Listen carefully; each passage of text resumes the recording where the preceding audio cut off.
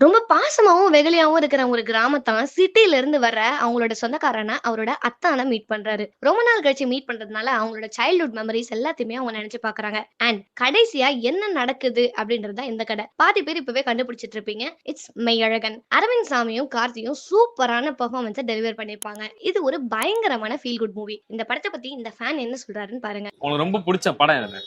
எனக்கு இப்ப ரீசெண்டா பிடிச்சது மெய்யழகன். மெய்யழகன் சூப்பர். இந்த படம் ஏன் பிடிச்சது? அது என்ன கனெக்ஷன்னா, நான் ஆக்சுவலா இங்க சென்னையில தான் பிறந்தேன். பிறந்து இந்த ஊரை விட்டுட்டு வெளியூர் போய் அங்க இருந்து இங்க இருந்து விழுப்புரம் போனோம். ஃபேமிலி எல்லாம் இங்க இருந்த வீடெல்லாம் விட்டுட்டு அங்க போயிட்டு திரும்ப இங்க சென்னை வரும்.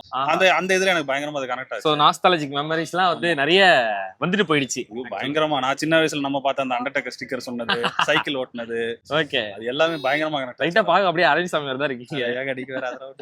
அந்த கதை அப்படியே உங்களுக்கு கனெக்ட் ஆயிடுச்சு. பயங்கரமா கனெக்ட் ஆச்சு. அது நான் வந்து படிச்சதெல்லாம் கும்பகோணம். ஓகே, தஞ்சாவூர் பத்தி சொல்லுவாங்க.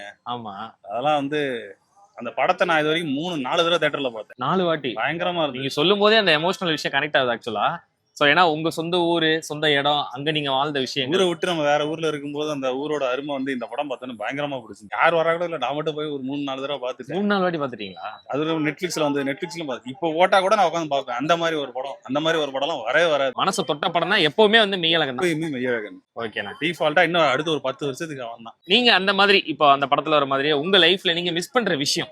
சைல்ட்ஹுட் தான். யாரா இருந்தாலும் அதான் மிஸ் பண்ணுவோம். ஓகே, அந்த அந்த டைம்ல இருந்த சந்தோஷம் இப்ப இல்ல. வயசாயிருச்சு, நம்ம வேலைக்கு போறோம், அதெல்லாம் வேற. பட் ஆனா அப்ப இருந்த காசு அந்த அருமை தெரியாம சந்தோஷமா இருந்தோம்ல.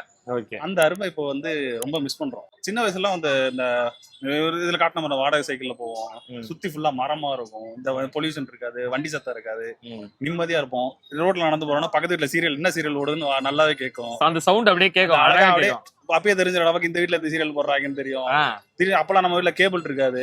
பக்கத்து வீட்டுல போய் அப்படியே காலில் விழுற மாதிரி விழுத்து போய் டிவி பார்ப்போம், கார்ட்டூன் பாக்குறது.